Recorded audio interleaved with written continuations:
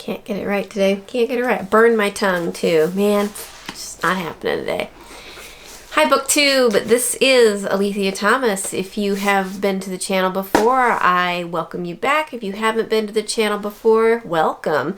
I usually do videos about books and bookish topics, so if you are interested in that at all, you are in the right place.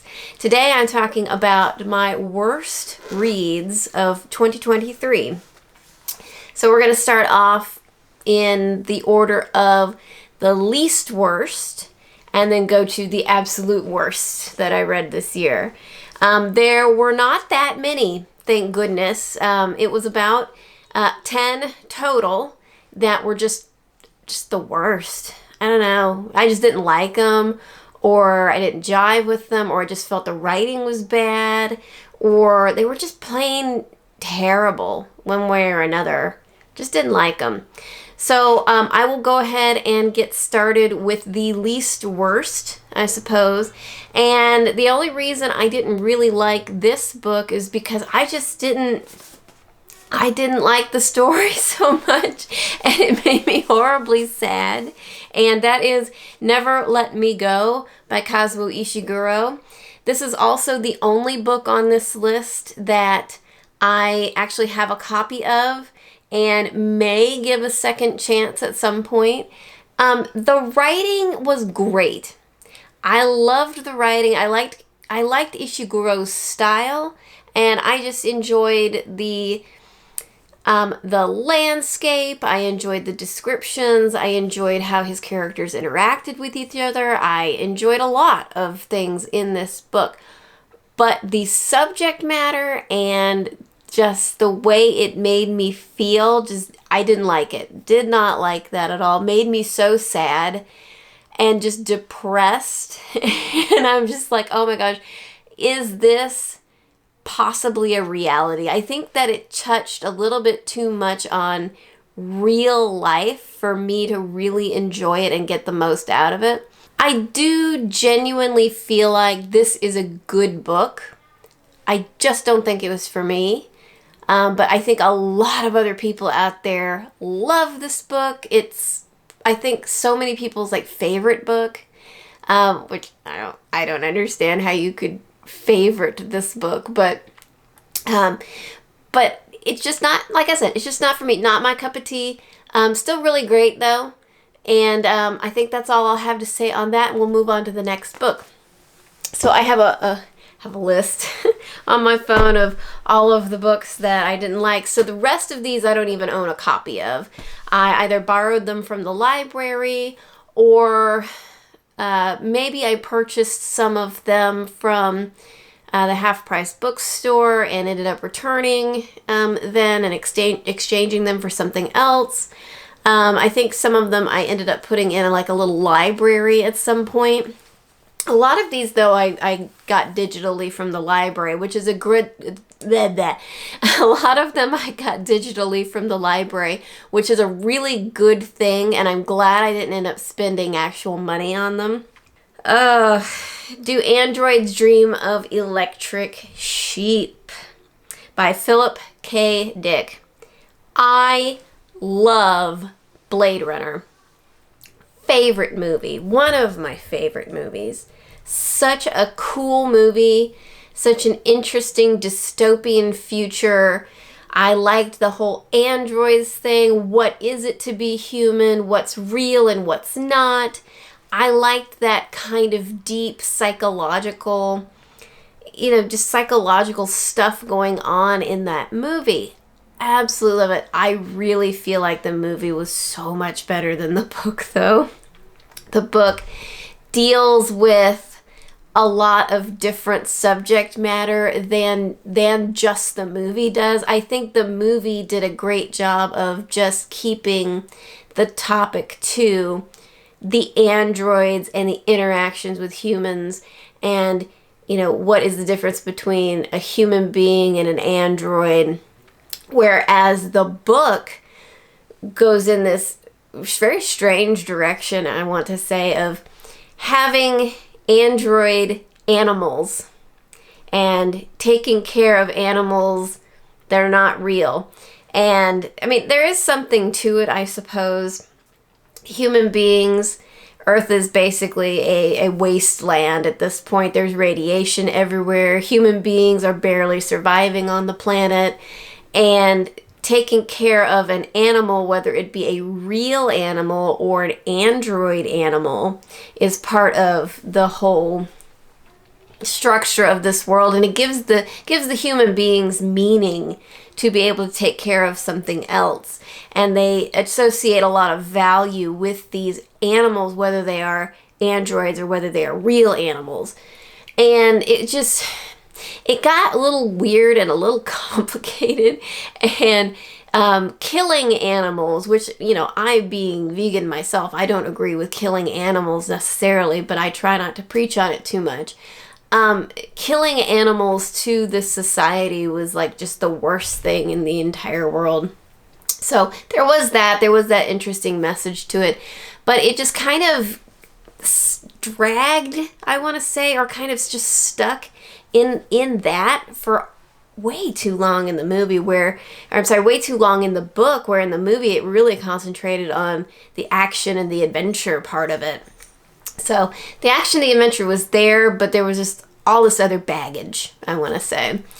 So I did not enjoy the book as much as I hoped that I would have. So maybe I'll enjoy other Philip K. Dick in the future. I might give him a try.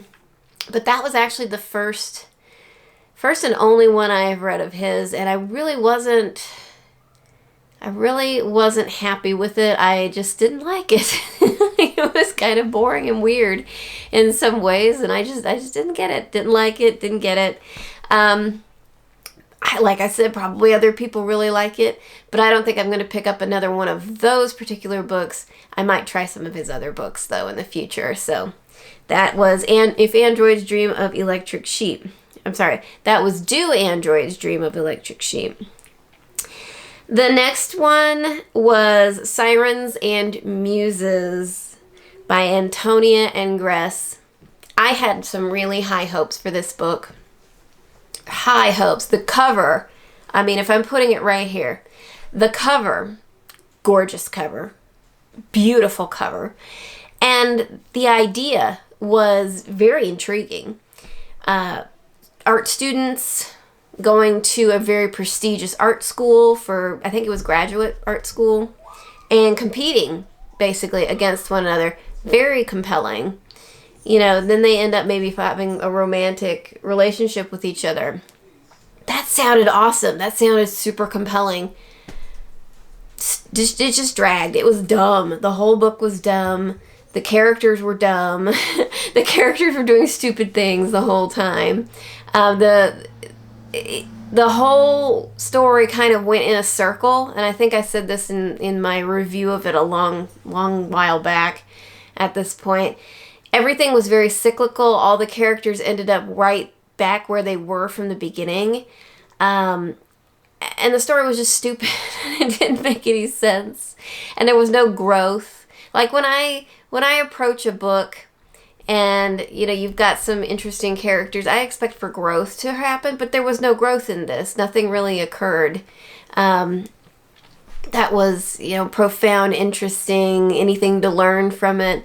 Nothing. It was vacuous. It was empty. It was just a shell of a book where it could have been so much more. I feel like that this could have been way, way better than it actually was. So, there you go. That's really all I have to say about that book. And if you pick it up and you love it, please tell me why, because I have no idea why I even picked that up at this point. The next book is The Chateau, and that one was by Jacqueline Goldis. And while this book I was reading for was it October? Yeah, I think it was no. It was the month Jane Austen, July, and it was also Summerween. That's right. So I think I picked this one up for Summerween, and it wasn't terrible necessarily.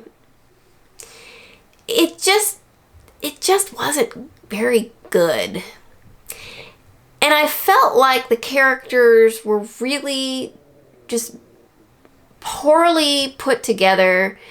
None of them had a lot of backstory. They were all this very similar, with maybe the exception of like 2 characters. They behaved similarly. Sometimes I couldn't distinguish one character from another.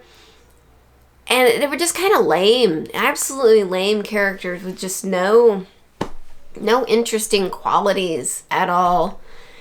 The plot was just the plot. You know, somebody gets murdered and then everyone suspects everybody else, and then we discover who the actual murderer was at the end. It was also very slow. It was a very slow thriller, murder mystery kind of a book, which I feel like a thriller needs to be really fast-paced. I remember Da Vinci Code being way more fast-paced than some of these 2 thrillers that I actually read this year. Thriller, I guess. I don't know. So, yeah, I did not enjoy it. I thought the writing was okay. I really feel like this particular author could put out much better material than this. I don't think that she's capable of... I mean, I think she's capable of much more.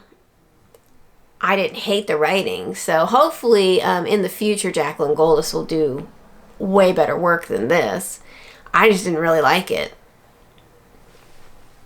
You know, it's just how it was. It was just how it was. I didn't like it. So the other thriller that I read that I really did not appreciate was The Paris Apartment by Lucy Foley. And again, it kind of was a little bit slow. It was very claustrophobic. The whole book was very claustrophobic. It did take place in October, and I think I read it. No, I think I read this one for Summerween also. I'll have to check back and see. I don't remember. But yeah, I kind of felt like it was a very appropriate book for the time of year that it was set in, because it was set in nearing winter, like the very end of fall. So the atmosphere was good. The story moved along a little bit slow at the beginning. It did speed up. It did pick up. But it just wasn't great. The twists and the turns were kind of predictable. I knew at kind of the outset who did what. I guessed it pretty quickly. And yeah, I just was kind of disappointed by it. It wasn't very fun. There was a lot of stereotypical stuff in there. Yeah, I don't know. It was not great. It was not a great book. But I think if you read a lot of thrillers, maybe you'd like it. I don't know. But I just didn't rate it very high at all. So this one, the next book, awful. And some people love this book. I mean, I've seen it on Goodreads with like multiple 5-star ratings. I don't know. It was Priest by Sierra Simone. And this was advertised as like super sexy, super erotic fiction, you know, super erotic. It's gonna knock your socks off. Oh, this is like the new standard of super smutty, super hot, you know, totally all of that. So, no. It's just bad. It was terrible. So the idea, the whole premise was that this priest in a small town falls for this very seductive woman who moves into his small town and starts to live there, and so he cannot handle himself. He has to have her, and they, you know, get kind of together, and they do naughty things together. They don't end up going all the way. They get really close, but they don't go all the way, you know, because there's just that one thing he can't do and all of this, and it's just supposed to be, oh, we can't do it. It was just lame. The whole thing was so lame. I'm sorry. I read that entire book. I did not find it appealing. I did not find it sexy. I did not find it anything. I thought the story was absolutely ridiculous because it would never happen in real life. And yeah, I mean, the best thing that could have happened to that book is just to not even bother reading it. Now maybe some people really liked it, loved it, that kind of thing. It's not my cup of tea. I need people not to have those ethical, moral issues when they're going to be in a relationship together. I just cannot have it. I can have enemies to lovers. I can have, friends to lovers. I can do all of that. But when there's like an obligation to a higher authority that, would keep somebody from being with somebody else, that's when I start having problems with it. Now, fictionalized, like totally fictionalized, where it's not like a religious obligation. Yeah, that I might go for something like that. But, the whole Catholicism, the priests can't be married, all of that. I mean, that's a pretty strict obligation. So I just don't like the naughtiness, the forbidden romance, stuff like that. I don't like that stuff at all. So anyway, and also the writing was so bad. Oh my gosh, the writing was so bad. It was one of those things that you'd almost hear a laugh track behind everything that the characters were saying. They were snarky to each other, which snarky is great. But, it was kind of like the whole thing was a joke. Like every sentence was trying to be a joke. I don't know. It was bizarre. I didn't like it. I just did not like it.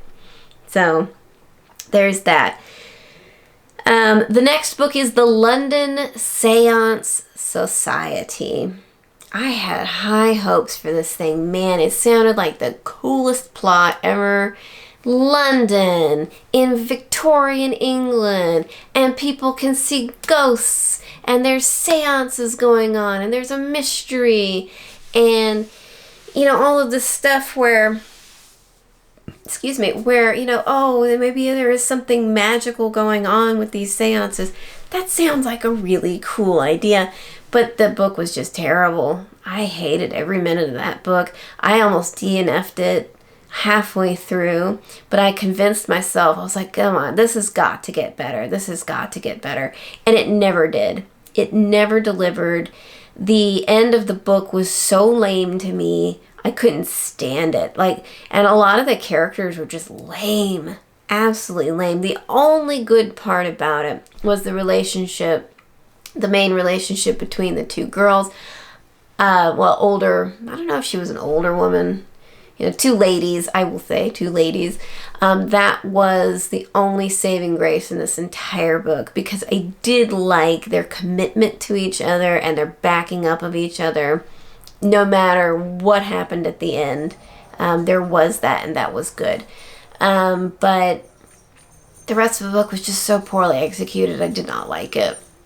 It was bad and just, I don't know, it's just not exciting. Did not thrill me. It was not exciting. I need excitement when it comes to that kind of a book. So, anyway, there you go. Not great. Absolutely not great. Then, Vespertine. I just straight up DNF'd it. I had high hopes for Vespertine. This was my Margaret Rogers. I think, is that right? Rogerson? Margaret Rogerson. And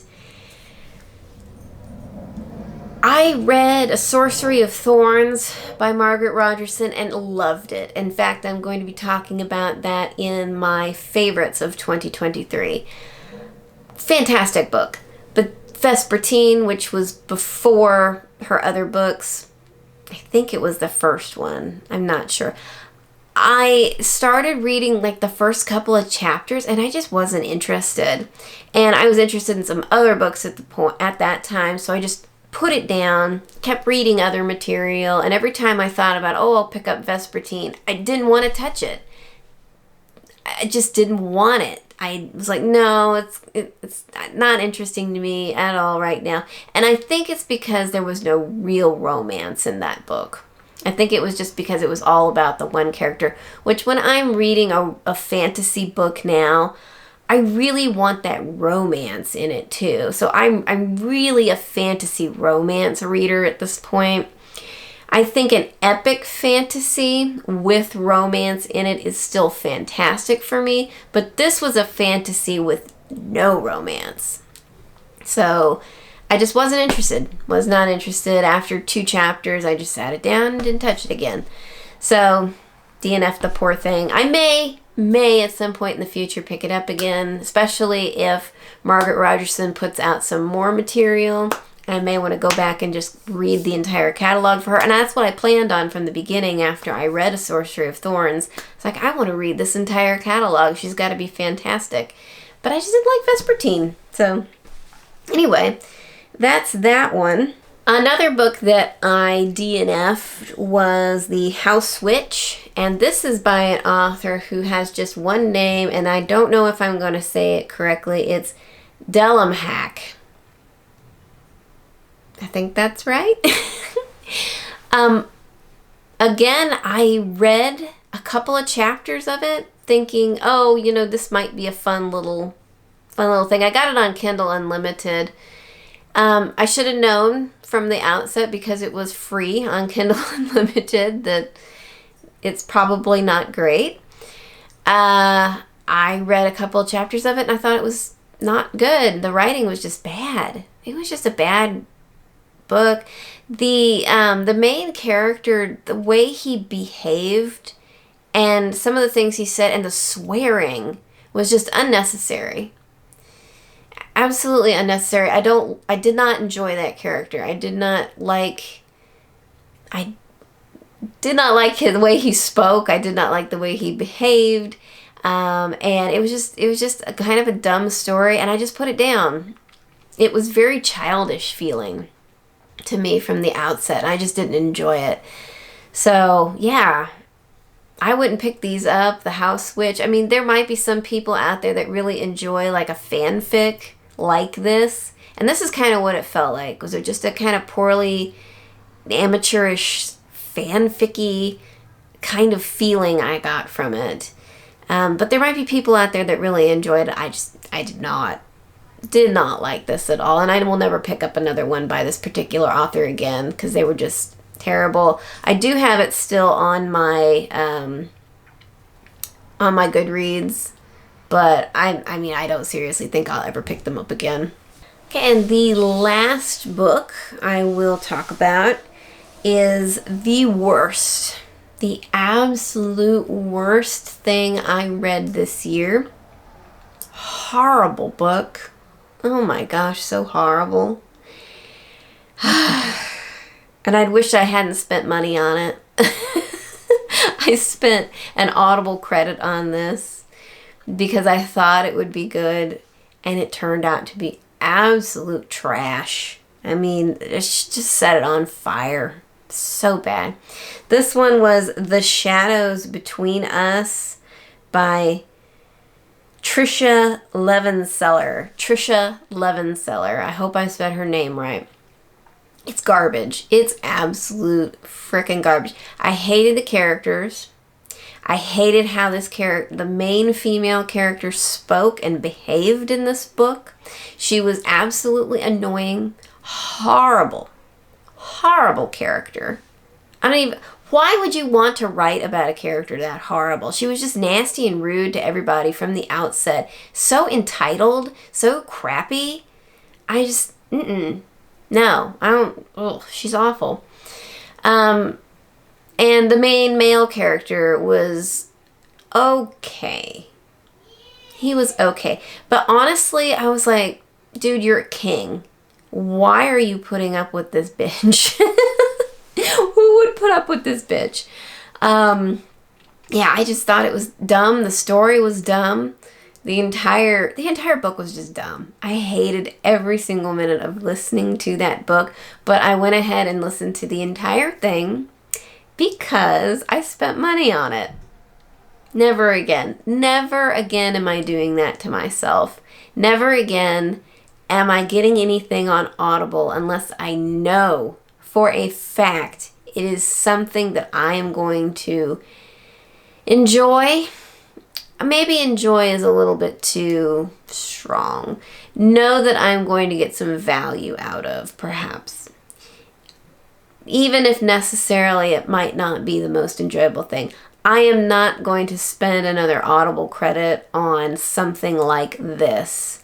That is categorized as a romantasy, like evil romantasy sort of thing.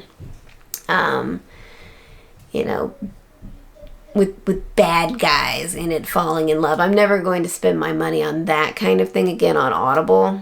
No way. Absolutely no way. I'm probably going to end up spending my credits more on classics and books that I want to own in just an Audible, in books that I want to own in audio format just to be able to listen to them in the car. Like The Cruel Prince, I got entirely in audio form, for instance. I know that I have all of Sarah J. Maas's books in audio format too, because I do like to listen to that kind of stuff again. That kind of thing.